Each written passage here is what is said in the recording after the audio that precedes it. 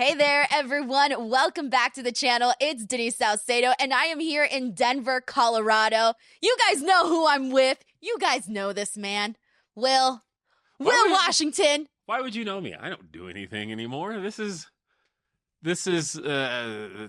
don't know. I work behind cameras now. That's not true. I host AEW Unrestricted every single week. Available on your favorite podcast platform, Spotify and Apple Podcasts and everywhere you get your podcasts. And then we have a video version on our YouTube channel. Search AEW Unrestricted. See, Will, I was going to say, you're telling everybody, like, they're going to forget about you. Come on, ATW gang, we know that you're in the house. I hope so. But anyways, we're here. We're in Denver.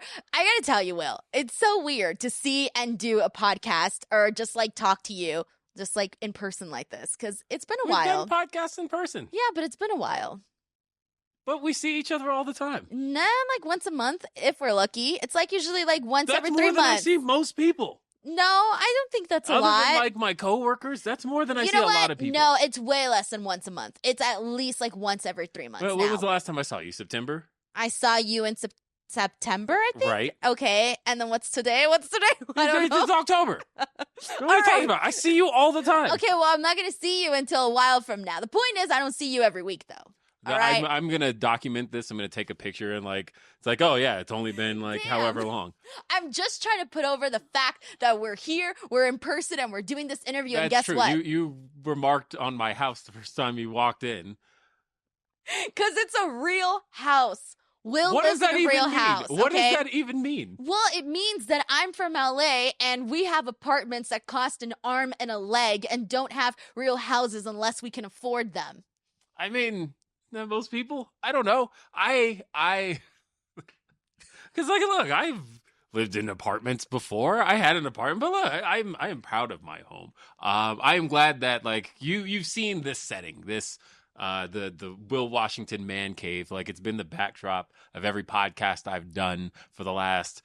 I've lived in this house 7 years, and I realized I was like cleaning my desk the other day, and I found stuff from RBR. I found stuff from obviously like ATW, things like that. As a matter of fact, I kid you not. Hold on, where are they? Ooh, yeah. What are we getting? What are we gonna see? So I was wondering, why did I have markers at my desk? And I realized, Quizzlemania. Yes! These have been sitting here since Quizzlemania. Sorry, I just spit on your mic, I realized. That's why I always change the mic flags for each person, Will. This is the reason why everyone always gets a new mic flag. Yeah. No, that's why these have been sitting here this long.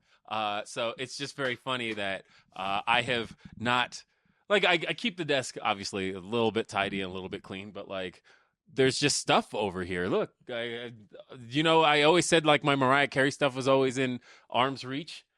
There it is. I've got. You got a lot, like a lot. I did. There's a lot. The back shot over here always always had all of my Power Ranger stuff. That's all over here. You've got my collection of belts, my beautiful AEW titles. Look at that AEW World title. Is there a better looking world title than that? It's really big. It's actually really big. I have the Toys R Us version. That's why. Really? I have the sad little Toys R Us one. Sad. It's so tiny. It's so tiny. I don't have the big one. I want the big one, Will. Look me. Okay, that sounds really bad. You made it bad enough. No, as a matter of fact, then I want the big championship. We're gonna do you a favor for this interview, Denise. What? I had actually really planned to do this. Hold this mic for a second. Wait. What are we doing? All right. What's happened? This is impromptu, guys. I was not prepared for any of this. I'm here to ask serious questions. Yep, and now you're gonna carry the whole time you do it. I mean, dude, that's actually really heavy. Isn't it? Check it out. Dude, I've never. Wow. This is nice though. Look at that. This is nice. Is my head bigger, or is it as big as my head? It's like half the size of your head. No, it's huge though. It really is. That's what she said. Oh no, this is really nice though. Yeah, this is better than what I have just behind. So can I just walk out with this? What's going on? No, I can't walk out with that. I can't walk out with this. You can walk out with that if you go to shopaew.com and buy yourself a AEW World Championship replica. They are based off of the actual mold of the real World Championship. So you should get yourself an AEW World Championship replica. They are excellent. All of our replicas are excellent. They are literally as close to TV quality as you can get. Will, I don't know how to tell you this, my friend, but you are officially all elite. I think that happened that happened on May 3rd, 2023. So all right, let me go put this over here. All right, because I can't. It's way too heavy. I figured it would be. Yeah. I just wanted that it's way too heavy. I wanted it for the lulz, but you still get the TNT Championship over here. You still got the networks represented. I think it's AEW. All right. Well, Will, are you done shilling? No, because that is my job at this point. So, no, it's great. Look, Will, you went in there. You were an AEW fan, like going into it, which is what I think made you really passionate about, like getting hired with AEW and working with AEW. We've talked about that quite a bit. Yeah, more than that. And I think it is important to recognize that I, more than anything, am a wrestling fan. I just love professional wrestling. Like yeah, my knowledge of AEW, obviously, with its recent history, was obviously stronger than most things. But, like, I mean, God, I've been watching professional wrestling my entire life. There's obviously you're seeing a whole bunch of AEW stuff in the shot, but, like, there's a WrestleMania poster right above my head here. Like, this, I am a professional wrestling fan. At the end of the day, that is what I love most. And getting to be a part of what I think is an incredible team behind the scenes at AEW and getting to do what I do on a regular basis.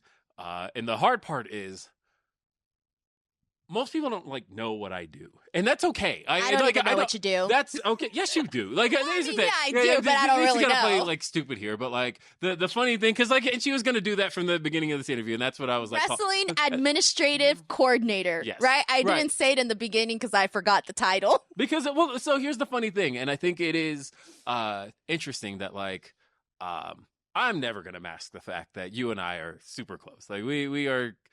When I talk about list of besties, Denise here is probably in the high top threes, right? And so, you know what I do.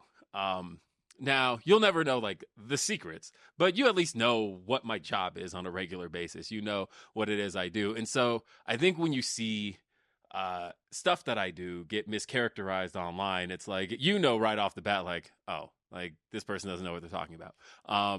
But at the end of the day, and that's fine. I appreciate that. I appreciate that I am in a position where, if you listen to Unrestricted, I talk a lot about some of the stuff I get to produce, some of the stuff I get to work on. And then I'll hear things like, "Oh, Will was responsible for this entire show," and I'm like, "What are you talking about? Do you know? We have a team. There's an entire team of people who work on these things, and things are delegated, and it is all overseen by our one. We have the one booker who oversees everything, and that is Tony Khan.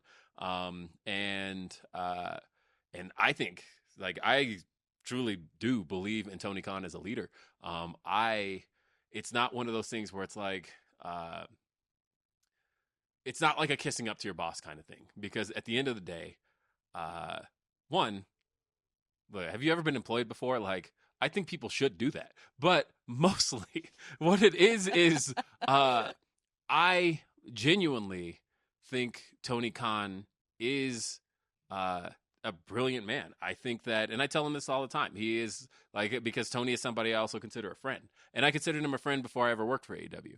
And so he is somebody that I love just talking wrestling with. He's somebody that I love kind of bouncing ideas back and forth with. He is somebody that I love getting feedback from and giving feedback to, and getting to work with him on a regular basis. I actually, genuinely, I mean this. And I know people would question me actually saying this. I tell him this all the time. I think Tony Khan's instincts for professional wrestling are actually stronger than anybody ever gives him credit for. Genuinely.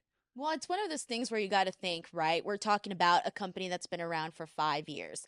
And if you didn't have someone that had those instincts and that cared about it, not only just cared about it, right?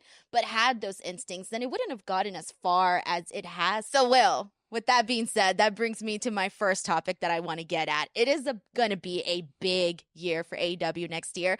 There was an announcement, of course, a TV deal, TBS, TNT, but also streaming simultaneously over on Max. We got Dynamite, Collision.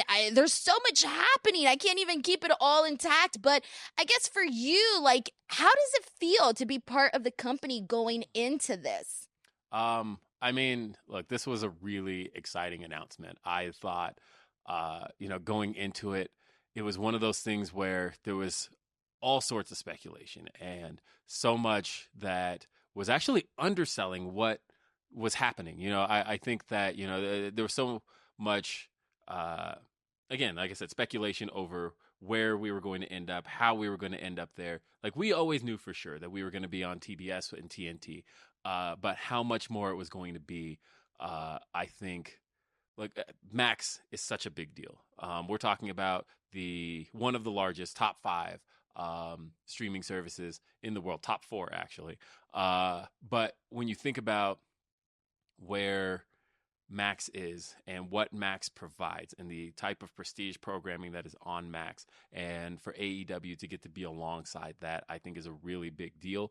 I think for us to be live alongside that is a really, really big deal. I think and like, shout out to what Raw has been able to accomplish with Netflix. I think that streaming, you can't even say it's the future. It is the present. Like, everybody is streaming their programming. And I think that for us to be able to move Dynamite and Collision into that streaming realm while still being able to retain those habit viewers, I think is a really big deal for the next phase of what All Elite Wrestling is going to be.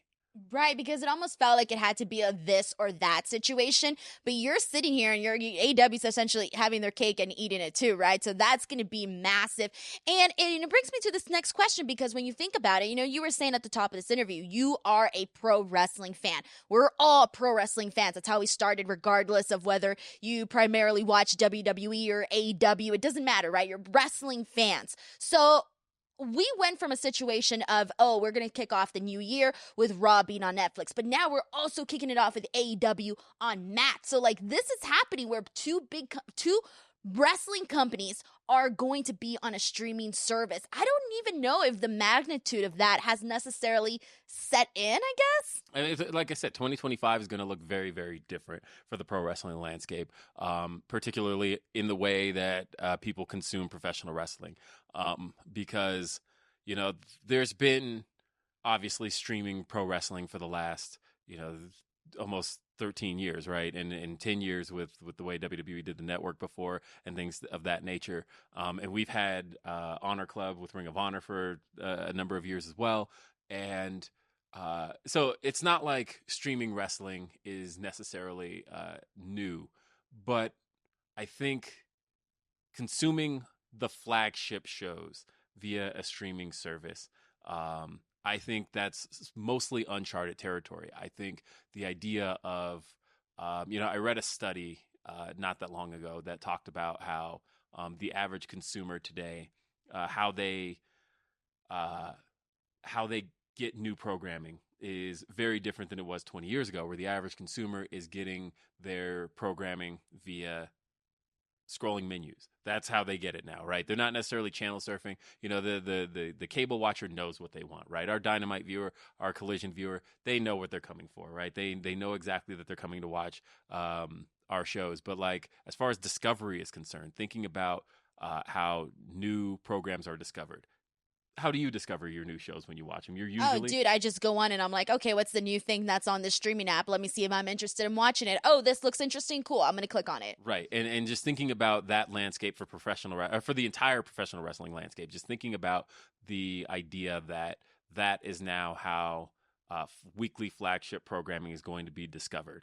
That's a whole new ball game. And I am interested to see what everything looks like. No matter what the company is, I'm interested in seeing what that looks like a year from now. But the thing I do want to ask you, Will, in regards to the excitement with the TV deal and all of that, what was the energy like with amongst everybody in AEW backstage? Like, how is everybody feeling about the big news? Oh, the day the deal was announced, we announced the deal. We were in Pittsburgh, Pennsylvania for Dynamite's 5th anniversary.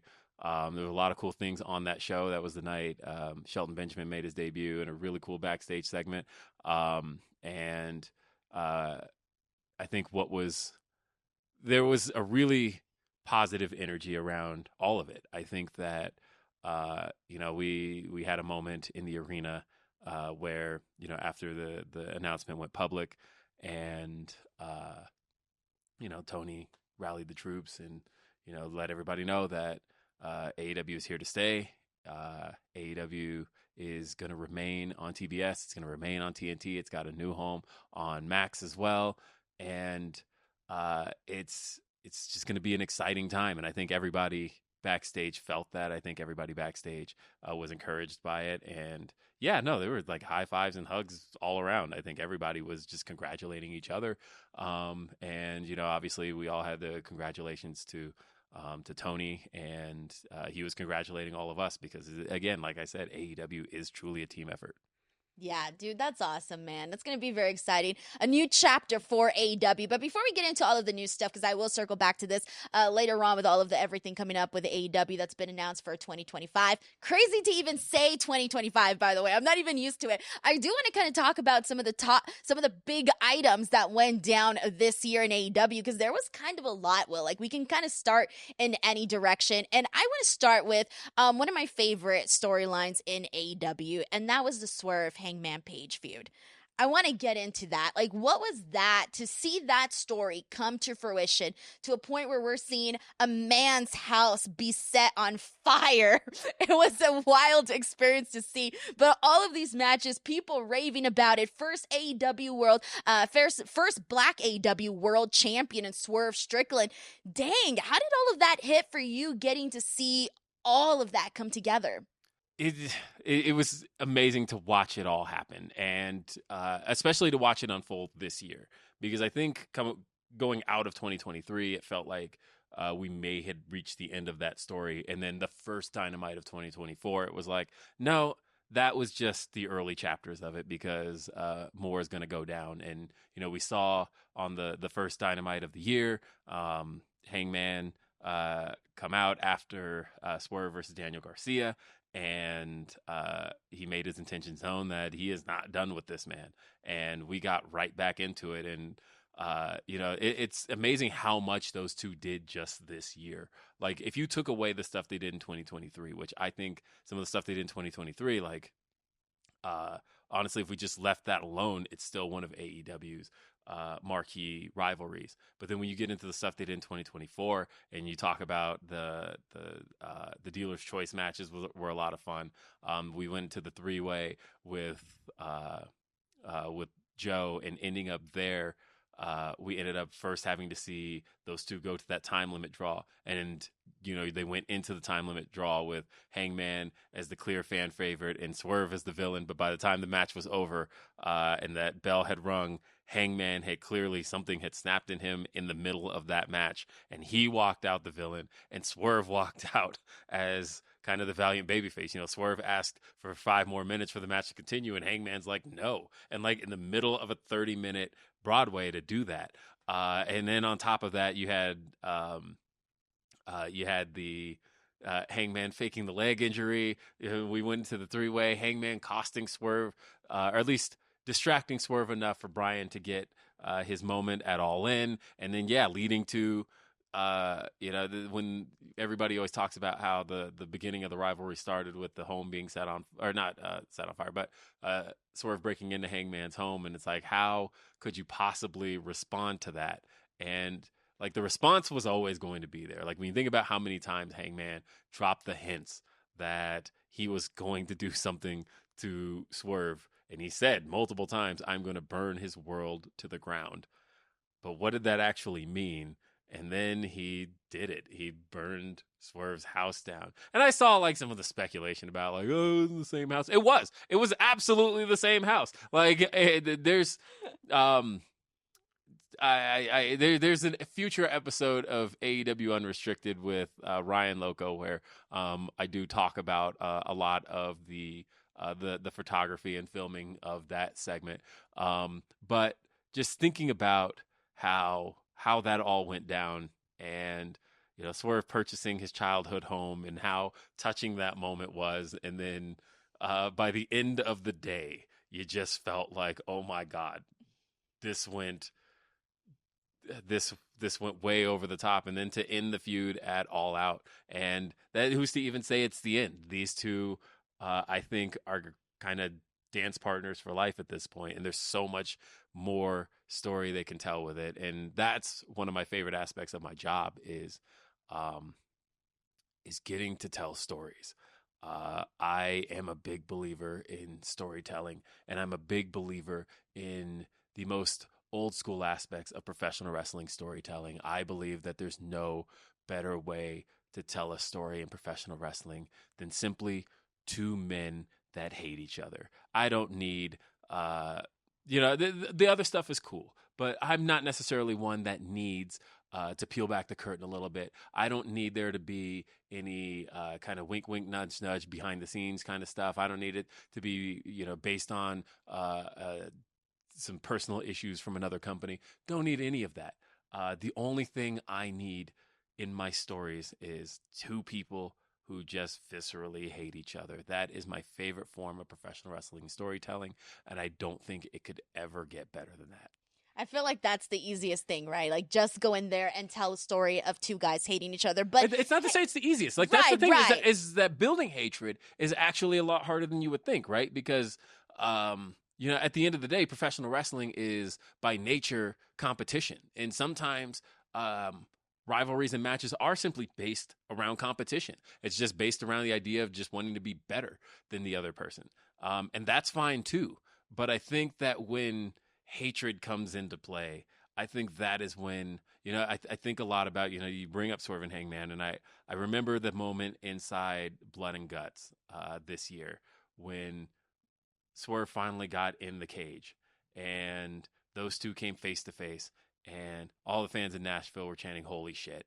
And it was just that these two having a stare down, and that was that moment that I realized just how well hatred resonates, because I think everybody's got somebody that they just freaking hate, and and I think to have. And everybody knows how that feels, whether you're on Hangman's side, whether you're on Swerve's side. And I know your Hangman was right. I'm just saying, I know he burned his house down. It was justified, bro. I know you're a hashtag Hangman was right kind of person. And look, I understand that from a lot of people. I did ask somebody on Blue Sky the other day when they did say to me Hangman was right. And I thought, what are your general feelings on arson? Just like out of curiosity. I mean, of course, anti-arson, but hey, this man. How can you be anti-arson and say that he's right?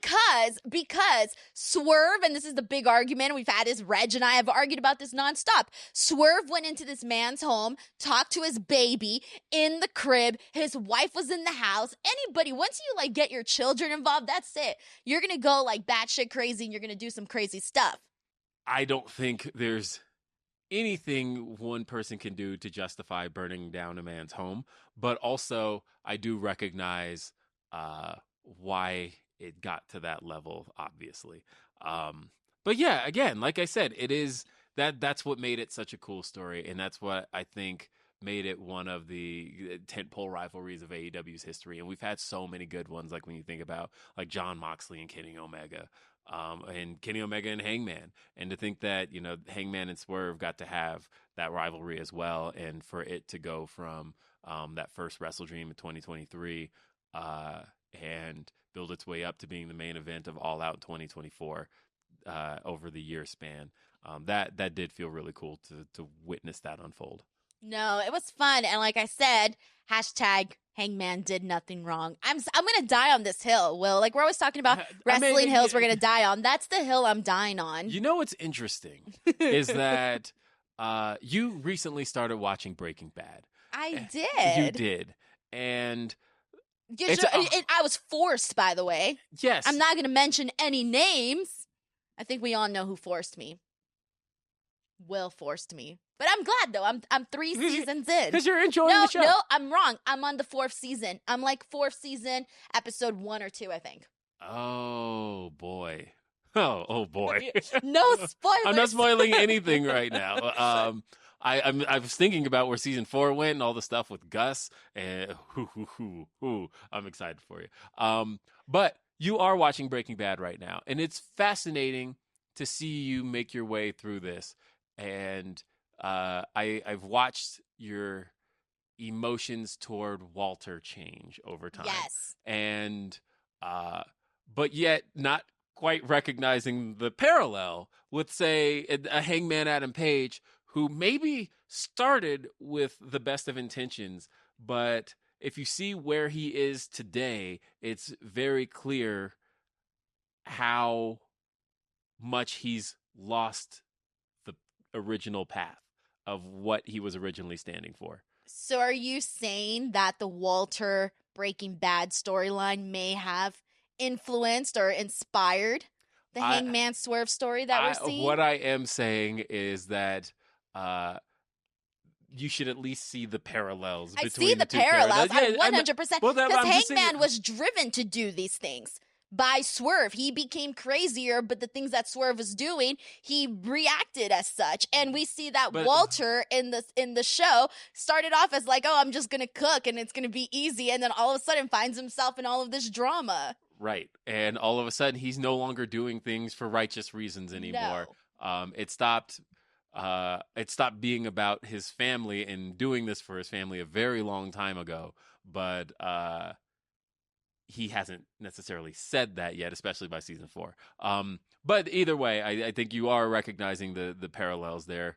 But yet, I that's why I just think it's funny that you're still on the Hangman was right but I'm side. not on Walter's side anymore. Right, but Walter has lost you as he was supposed to. So again, for you hashtag Hangman was right people out there. Look, I love Hangman Adam Page. I think he is one of the greatest talents walking in All Elite Wrestling, no question. I think he is one of the greatest stars that AEW has ever had.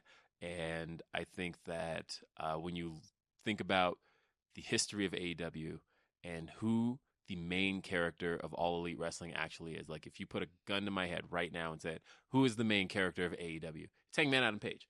He is the main character. There's, obviously AEW has cycled through who the top guy is when you think about Jon Moxley, when you think about who is the current AEW World Champion, when you think about even Orange Cassidy, Bryan Danielson, Kenny Omega, and so many different top guys AEW's had. But to me, the main character of AEW has always been Hangman Adam Page. Well, he's always had such great stories on the show. I mean, we've seen him do so much at this point, and he feels like he's sort of in this path where he's sort of untouchable in a way. To a certain extent, of course. Legally, I guess, because he burned down a house. Well, I mean, he burned down a house, and he's still there. He still was able to handle his business with Swerve. Yeah, he did. And then to burn a house down and win is something. All right, so I do have to ask, of course, I mentioned it earlier, Swerve, first Black AEW World Champion. Will, what did it mean to you to see that? The interesting thing about Swerve Strickland is that I think part of the reason that he resonated with AEW fans the way he has, despite coming into AEW a little bit later than most, right? He came in about 2.5 years into AEW's run, right? He debuted March 6th, 2022, right? You know what? There's a poster behind me that would confirm that. Revolution 2022, March 6th, 2022. And of course, so that would be a little over 2 years or a little over 3 years into AEW's run. But it's still before the third anniversary of Double or Nothing. But so either way, he came in later into AEW. But I think the reason he connected with AEW fans so quickly and so strongly is because he represents and is the embodiment of what AEW is supposed to be about. When you think about the fact that, he made his name on the indie scene. And so even the hardest of hardcore AEW fans kind of already knew who he was. They knew him from Defy. They knew him from CZW. They knew all the things he was doing on the indie scene. They knew his Lucha Underground stuff. And so this wasn't necessarily somebody who was a mystery to them when he signed with AEW. He's also a guy who came in with a chip on his shoulder, having been released from WWE after what people felt like was a short stint. And so, again, when you think about AEW as kind of the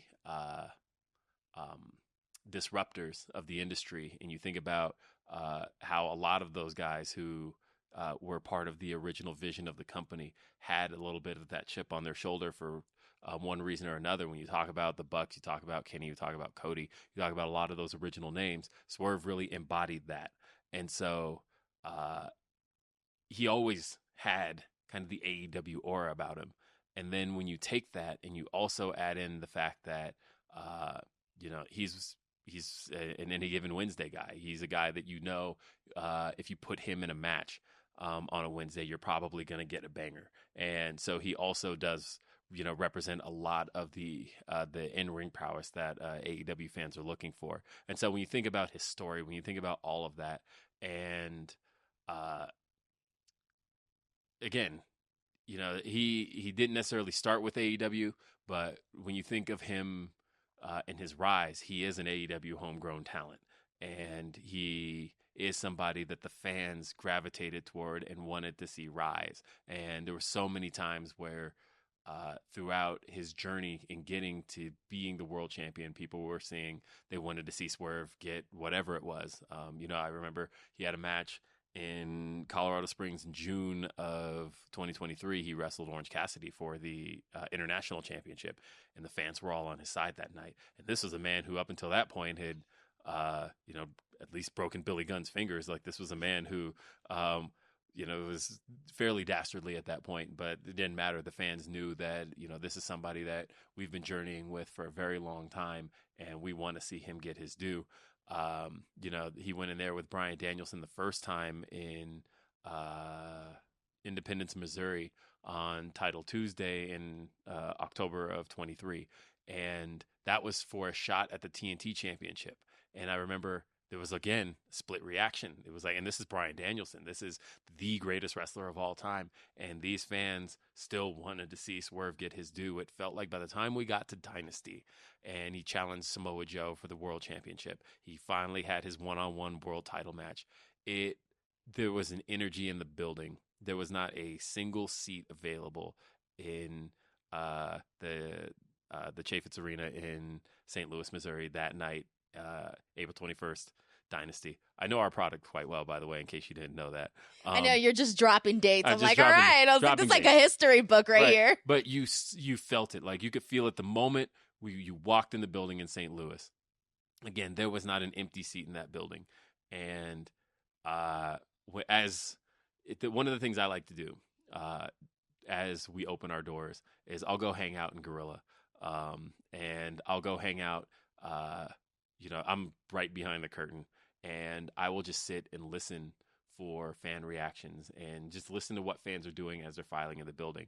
There was nothing but Who's House chants the whole time. People were filing into the building, and then there was that moment I realized, like, man, people were really waiting this entire time. And when Dynasty started, it was like, and Dynasty was a kick-ass card. There was so much that went down on Dynasty. Like, when you think about, that was a show that had Bryan Danielson versus Will Ospreay, and they absolutely tore the house down in St. Louis that night.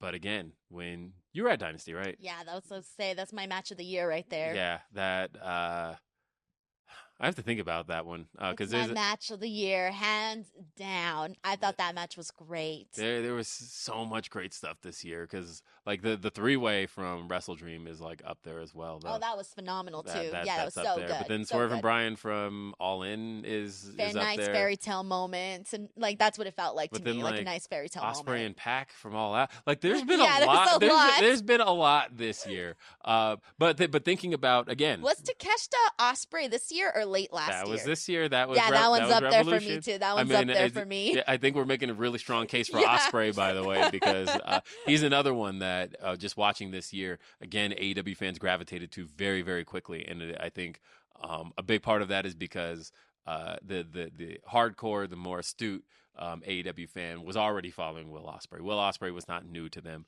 They were anticipating Ospreay. Yeah, they knew his story, they knew his journey, they knew who he was, and so pretty much, the moment he arrived in AEW last year, it was like, duh, finally. This was, he had already had multiple matches in AEW that were some of the best matches AEW had ever seen, and he wasn't even signed to AEW at that point.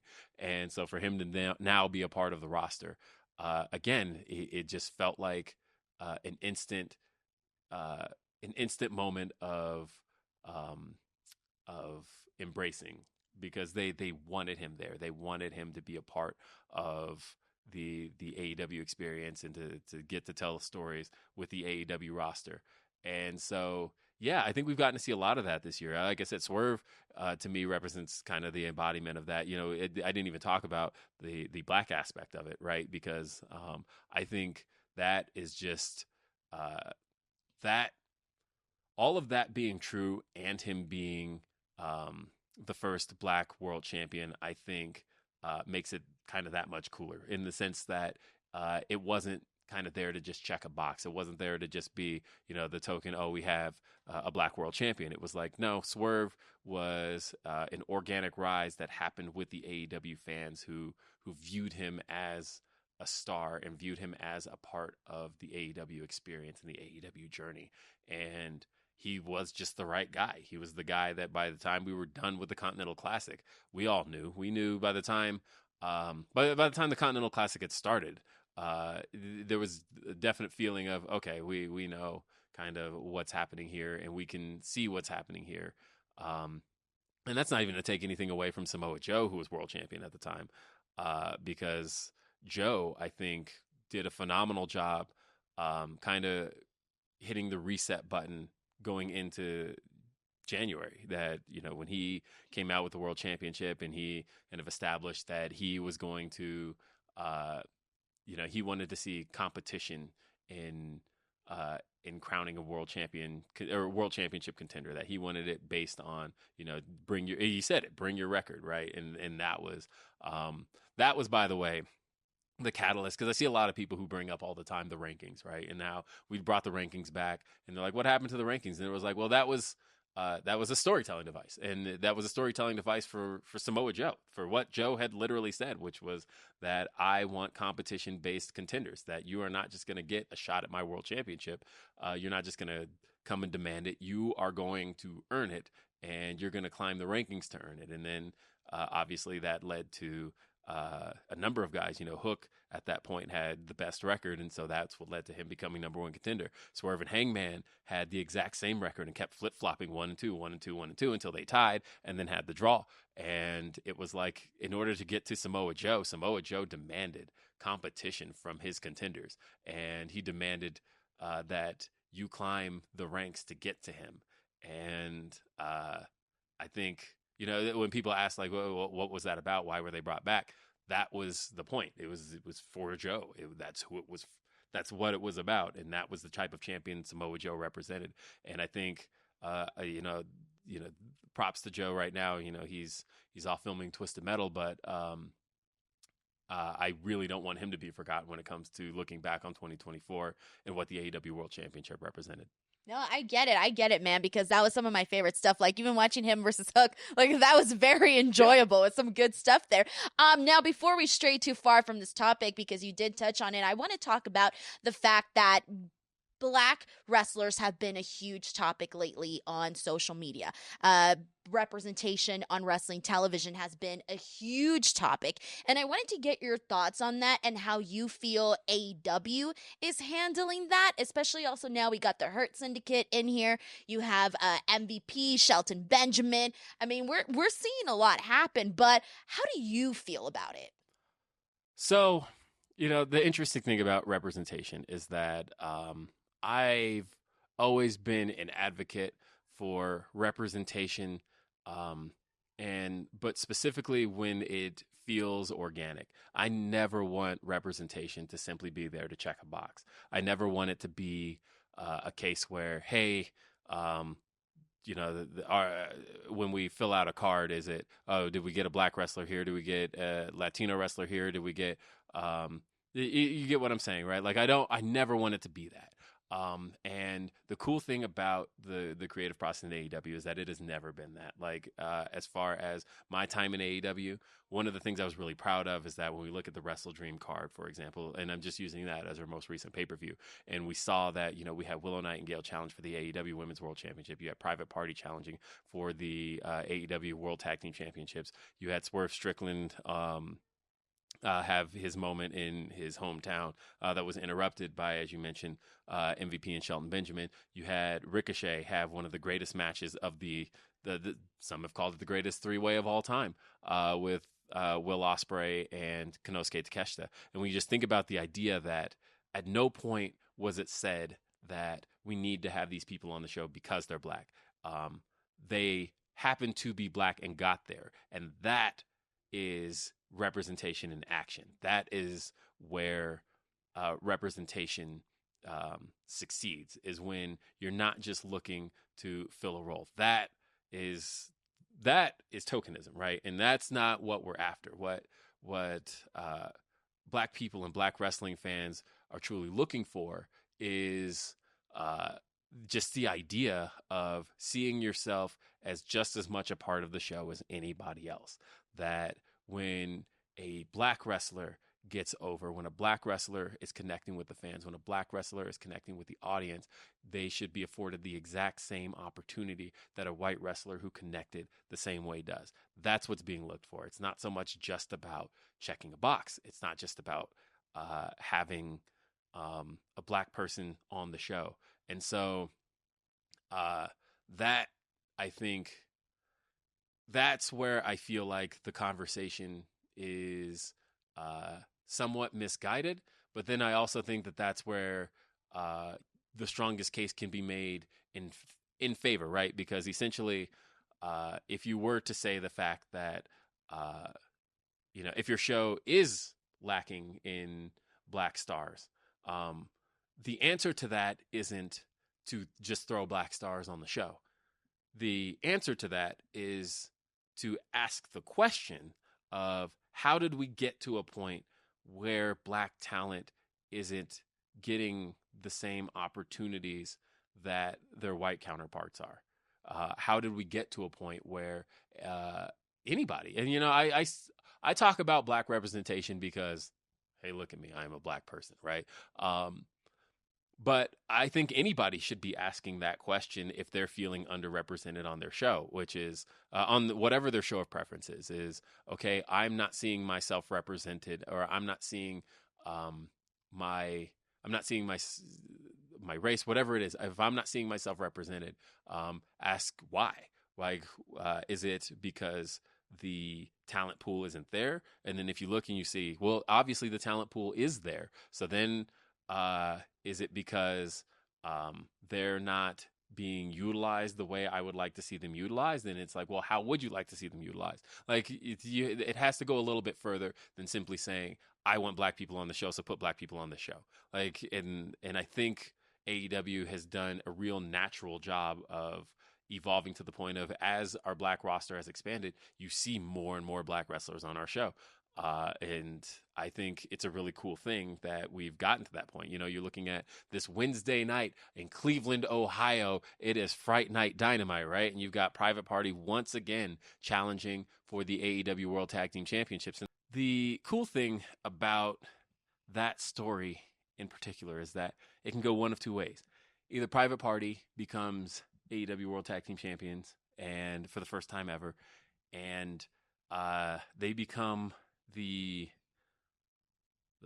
third set of black world tag team champions when you think about the Acclaim, Swerve in Our Glory. But then you also had SCU, the Scorpio Sky won half of the first AEW World Tag Team Champions. So he's to be counted as well. So really it's 4.5 if they win them, right? But then on the other side of that, they might go their separate ways. And if they go their separate ways, then all of a sudden we are talking about adding two singles black stars potentially to the AEW roster in Isaiah Cassidy and Mark Quinn. And so there's a lot that can happen there. But then in our main event, we've got Swerve Strickland versus Shelton Benjamin in a match that's been well hyped, a match that people are really excited for, that they've been anticipating pretty much since Shelton stepped into AEW. And it's a show that you just look at from top to bottom, and you're like, again, the representation to me feels at its best when it just feels natural, when it's just like you're not even really paying attention to the fact that, oh, hey, they did put black people on the show. It's like, no, the black stars are the right people for this role. And that is what I am loving about what AEW has been able to do representation-wise. It's like you want to have this performer on. It's not just, oh, we need to have this performer on. And I feel like that is something that, it's very important. And I feel like seeing everybody like get an opportunity to just show what they are, like talent is talent. And that's the thing that, I think people really, really just want to see. And so with that being said, I mean, God, there's so much that we still have to talk on. But Will, I do want to ask you, because we're talking on MVP, Shelton Benjamin, the Hurt Syndicate. That's going to be pretty exciting to see play out here on the show. How are you liking so far how this is looking? I love it. Look, I think Shelton Benjamin is, to me, one of the most raw, natural, athletic men in all of professional wrestling. And when you think about how long you've been watching Shelton Benjamin, I don't know about you, but like, I remember Shelton when he first debuted, and I'm not talking about Team Angle. I'm talking about Sunday Night Heat. It's all about the Benjamin. And, he had the Titantron with the $100 bill and Shelton Benjamin in the middle instead of Benjamin Franklin. I'm talking about that Shelton Benjamin. Like, that's how long I have been watching Shelton. And it was always like, as a fan of his, you were always waiting for what that next opportunity for him was going to be. And seeing this side of Shelton, seeing Shelton against Leo Rush, seeing Shelton against Sammy Guevara, and really seeing this aggressive side of him, and a side that I think people coming out of both of those matches went, damn. Like, one, I think Shelton is a massive human being, and I say that because I work with him every week, and like, I said that about MVP. Like, I had met MVP before, but then like actually getting to work with him, I'm just like, this is a big human. He's a large human. And then Shelton Benjamin came in a week later, and I'm like, my God, these are massive men. Even the ones you think look small, all of a sudden you see them and they're like, wait, they're not small at all. And I never thought either of those two looked small. But it's just like, it is time to kind of, especially for Shelton, I think he sees that at this point it is time to start playing to that size, because he is he has such great size to him. And I've seen discussions across the internet. Look, the one thing that hasn't stopped, and I wish it would, is that I read every bit of feedback to our show. And when I say I wish it would, what I mean by that is not necessarily that I want to stop reading feedback, because I think feedback is important. I think that every bit of feedback, I will tell you, Denise, most honest truth, and you know this about me. I want you to act shocked as if this is the first time you're hearing this. I'm like wondering, what are you going to say? I want you to act shocked as if this is the first time you're hearing this, because you are somebody I talk to all the time. And you know this about me, that sometimes, I write and produce segments in AEW. Not all of them, not even most, but there are lots of segments I write and produce in AEW. And the thing I look for most in order to get better at what I do is I listen to our harshest critics. That is true. You I've even scolded you. I'm not even I going to lie. know. I've scolded you where I'm like, well, just go about your day. Don't worry about it, you I know? will listen to our harshest critics. Now, that said harsh critic has to have at least some form of credibility, right? It's like if it's somebody that, you know, has done something in the business and has, you know, even if most of their feedback is kind of wrapped in some of the grifterness of it, I still try to at least listen to, okay, maybe in the deepest parts of what they're ripping our show apart for, at the very least, I want to hear if there is maybe something that I missed and that I'm looking for. And I try to improve whatever it is I'm doing. And so I said all this to say that, and look, anybody that tells you that they're not listening to feedback on their show is absolutely lying to you. I don't care what show it is they work on. I don't care what industry they claim they're in, whatever it is. If you are producing a show for consumption, you are absolutely listening to what the consumers of your show are saying. And, you know, I pride myself on being fairly aware of what AEW fans feel and what AEW fans want. And so I try my best to always keep that in mind with anything that I do. And I lost my train of thought. Where were we even going with I this? just think it's more so like, yeah, you know, sometimes it is, you know, because I remember like when you and I were, you know, talking about it, listening to your harshest critics, we were looking at it in two totally different ways, right? But I do think that your point is valid, and that sometimes, you know, people that obviously have lots of experience in this industry and listening to what they have to say, sometimes there is going to be some truth in that. So listening to all of that does, I think, you know, we do see differently on it, but I do think that it's something good that you do because it shows that you care, man. If you're willing to listen to somebody say whatever it is that they feel about your show, I feel like you're only listening to that because you care and you want to make it better. Sure. Yeah, absolutely. And I think that, like, look, what I don't want to do is, you know, again, give some of the grifters some validation right now because I don't want them to necessarily feel like that they're 100% right. Because it's not to say that they are. But what it does mean is that, you know, you're never going to find. Here's an example. Do you look at ratings when you buy stuff online? No. No, you don't. No, I don't. You don't ever, like, when you're on like Amazon. You don't ever look at like the star ratings. Actually, it depends. If it's something that I'm going to be making a big investment on, yes, I will read reviews. If it's something small and not a big deal, then I won't read reviews. So, and whatever it is I buy, I always look at reviews. I always look at how many, whatever the star rating is on it. So, you know, for example, I'll open an Amazon item and I will look at the amount of reviews it has and what the star rating is. And even if the star rating is like 4.7 out of 5, that sounds like something you would absolutely buy, right? And you look at the reviews and they're mostly all positive. I still want to know what that 0.3 had to say about it. I still want to know that, you know, if they had a negative experience, what was it?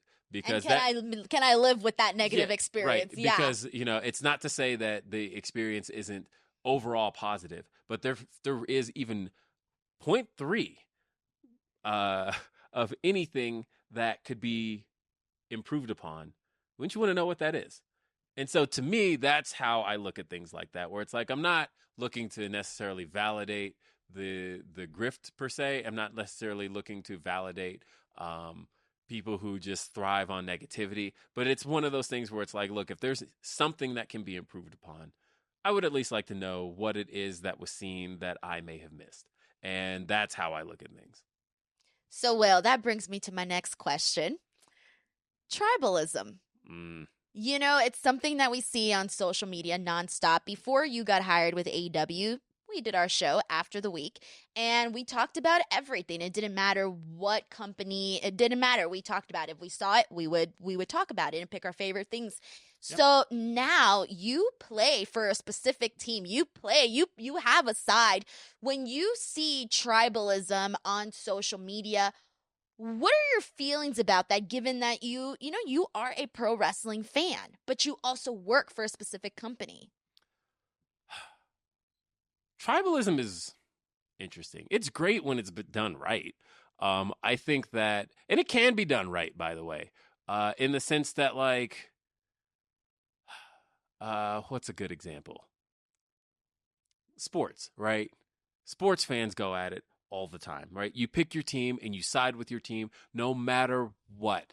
Even if you know that, as a fan of the Denver Broncos, right? I know that the Kansas City Chiefs are a better team. That doesn't matter, right? Like, I will talk all the shit in the world to a Kansas City Chiefs fan simply because fuck the Kansas City Chiefs, right? I know that that your girl supports the Kansas City. Also, you called me to talk shit on the Jets the other day when they were playing the Broncos. So yes, I get this example. Right. Like, that's tribalism done right.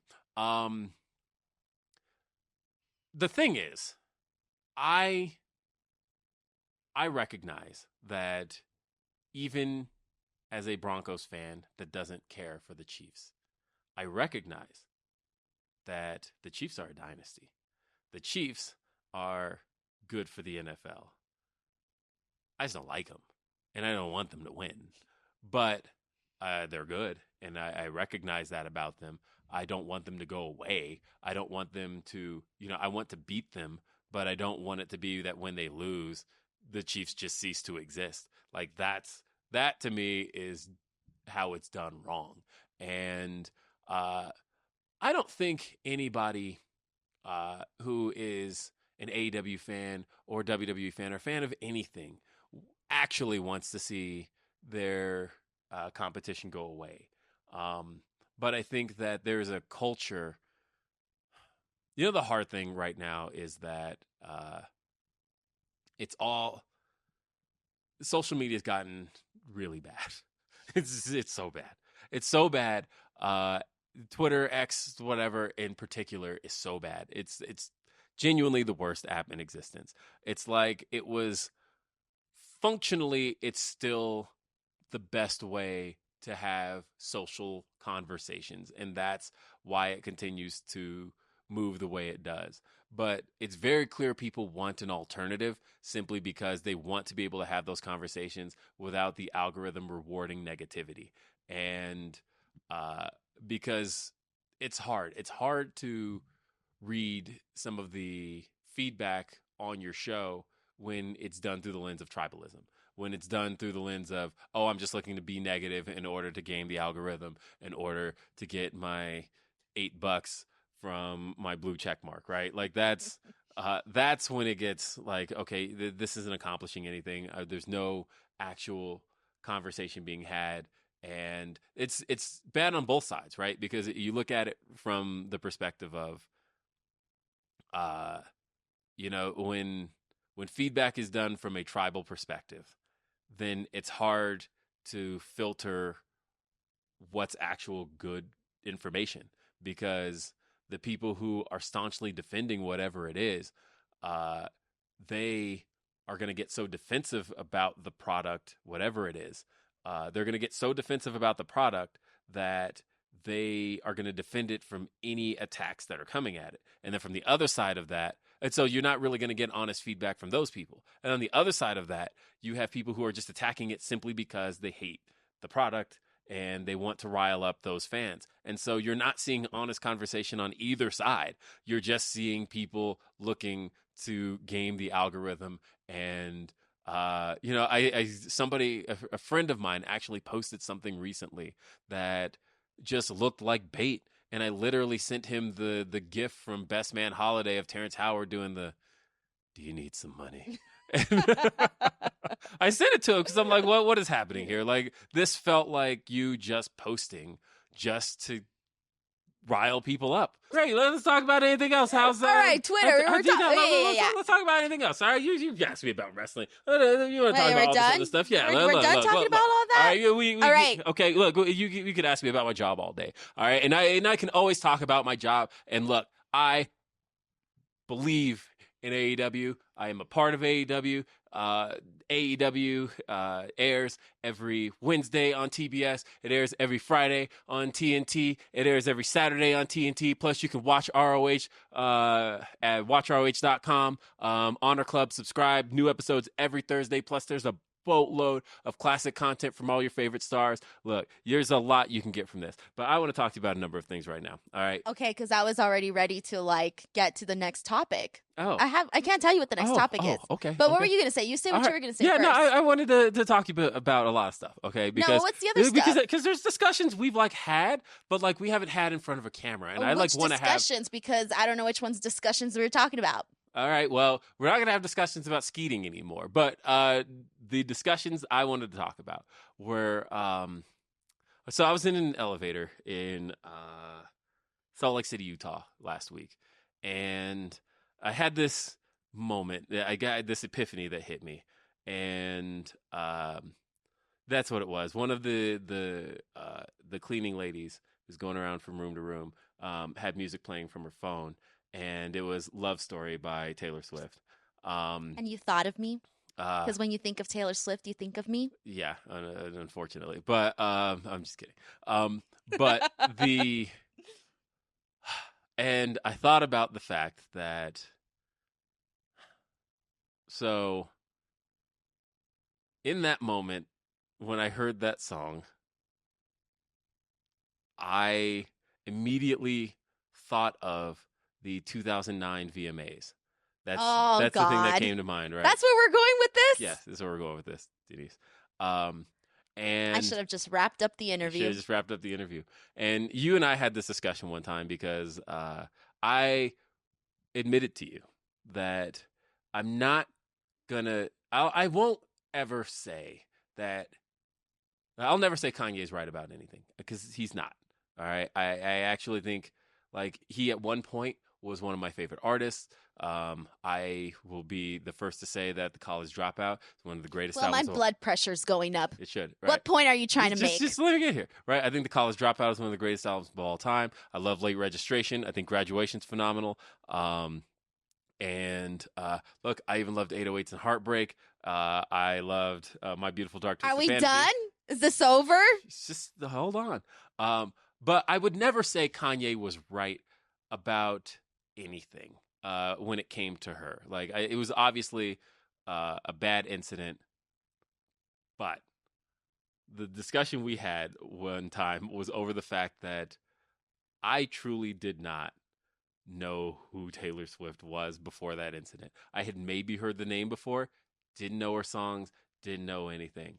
And so right, but that does not discredit where she was at that point. She just wasn't for you, Will. She wasn't creating the music that's for you. Do you know how many artists are thriving right now that are not for me? Sure. And I don't know about them. Why? Because they're not in my demo. They're not the music I listen to. Sure. But that's nothing to discredit their work, nor to make them famous. I'm not okay. You see what you guys are seeing here is a real argument, by the way. I'm not discrediting her work. All right. I am saying though that when Kanye West said the line, and granted, his language in saying the line was too coarse, I thought. But when he did say the line that he made her famous, I do truly believe that with a specific demographic, that is true. That I didn't know who she was. When she won that award. But he's not saying it in that way. He's saying it as in he made her career. That's the way he's saying it. He's not saying it oh, hey, I taught the Will Washingtons of the world who Taylor Swift is. I mean, if your audience is a demographic, it almost is But he's saying it to devalue her, to discredit her work, to say that she needed him and she needed that moment for her to become somebody. I'm not even saying that he's right there, but we had this argument before, and I just wanted to bring it on camera because it's funny. Wait, you just wanted to make me mad on the air? Yes, yeah, that's great. But because again, like I said, all right, where's this story ending, Will? Because I'm expecting some sort of a nice ending here. It's a love story. No, I don't know. That's where it's ending. But no, the where it's ending is just simply the fact that I don't believe he made her famous. I don't believe that. No, he did not. No. But he made her sympathetic. And I think that's I think he did. I think Because he was an idiot for doing what he did to He her. She was did, an yeah. underage girl. Okay, yes, and he made her a sympathetic figure, and I think that does play a lot into how she is perceived today, where she is very much handled with a lot of kid gloves because she did have. I wouldn't say that because there's people coming after her all this time. So kid gloves out the door. I disagree. I think that People are coming after her all the time, Will. Like left and right. Doesn't matter who. They're always coming at her. Always. And you want to know why? Because she's at the top of her game, Will. She's at the top of her game. She is a star. She is killing it. People are jealous of her success. And that is it. That is a wrap. We're done with this conversation before I snap on the air. Look. I am holding an Instinct Culture microphone. All right? It's not like I dislike Taylor. And I don't dislike Taylor. I genuinely don't dislike Taylor Swift. But again... I didn't know who she was before 2009. Okay, that's fine for you, but that does not mean anything in the grand scheme of it for Taylor Swift, okay? She is a star, and she made her name who she is and all of her work. She could have disappeared after that, Will. We could have never seen her after that. But she did the work. She did the work, and she made herself into a bona fide freaking star. She is now one of the most famous, if not the most famous person on this planet. Taylor Swift, baby. Thank you. Look, I'm giving you the eyes. Like I'm shooting laser beams into you right now, Will. She is. My heart levels are like, I'm ready to fight. We've had this conversation before. I was going to say, no, we've had plenty of conversations before. I just wanted to have this one. And we don't, I was just thinking about this the other day, Will. We don't see eye to eye on a lot of things. Oh, I know. I wish we could have that other conversation on camera, but there's no way. There's so many there's no way we can have here. that. We can't have no conversation. There's no way that we can have that one. No. You know the one I'm talking about. Okay. But see, you can have differences with people and still get along. So there you go. Yeah. That should be the lesson of the day. That's the moral of the story. All right, but Will, before we wrap up, wait, did you want to say one more thing? No, I was just going to say you can't have differences with people as long as it's respectful. As long as it's respectful and that those differences, obviously it's hard when it comes to like the treatment of human beings. Then we're like, okay, if you view that differently, then it's kind of hard to find a middle ground. But I think, yes, we have a lot of philosophical differences. Some of them are very funny, but we do have a lot of philosophical differences. That's true. All right, so let's go. That's why we're besties. Can I break the fourth wall here and tell people we're reshooting our outro? Because we played a game and Will didn't like the results of the game. So he told me to axe it. We're axing it. So now we got to reshoot this outro. Axe that. Axe this part too? No. Oh. I'm saying axe the thing. Like, it's fine. All right. All right, Will. I have an image to uphold. And so, therefore... One of my games finally got me in trouble. And it has nothing to do with wrestling. That's the even worse part. All right, Will, tell everybody where they can find you and follow you or what you want to promote and all of that. Hand me that right there. As I said before, All Elite Wrestling. Hey, can you hand me the black one as well? Other side. Grab it. There you go. Hey, come on. No, you're gonna like break the fucking glass. Wait, what am I supposed to do? It's a door. Ready. Oh. There you go. Okay. So you're gonna hold that one right there. All right. So ready? We are gonna say that All Elite Wrestling Dynamite airs live every Wednesday on TBS. All Elite Wrestling Rampage airs every Friday night, 10 p.m. Eastern, TNT. Also, catch Collision every Saturday. Again, TNT. Catch ROH. Watch ROH.com. Download the Ring of Honor app. Subscribe to Honor Club. Get new episodes every week. And there's such a treasure trove of content from some of your favorites in the Honor Club library. There's so much good stuff in there. And again, AEW, we're live. We're on pay-per-view. We're coming up on Full Gear November 23rd at the Prudential Center in New Jersey. It's going to be a great time. You're going to want to be there. AEWTix.com is the way to be a part of the show. It's a great belt. Buy these. Shop AEW.com. They're excellent. Seriously, these are some of the best belts you will ever get. If you are a collector of belts, and I am a collector of belts, you can see, Denise can see right over here, I have plenty of others over here. There are 2 other world championships over there. There's a tag team championship over there. There's another world championship right there. There's a belt that spins right there. I am a collector of belts, and when I tell you, and she can attest to this, when I tell you these are some of the best you can absolutely get, shopaew.com is the way to be a part of it.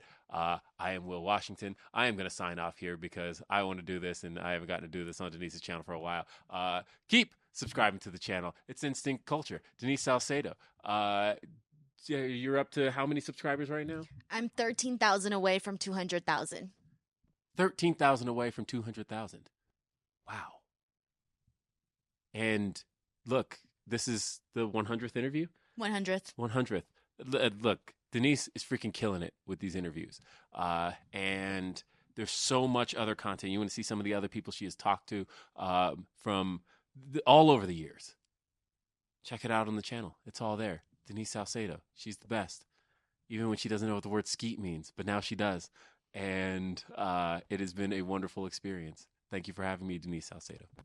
Skeet. What? I felt weird. I was like, I need to say something. It's skeet.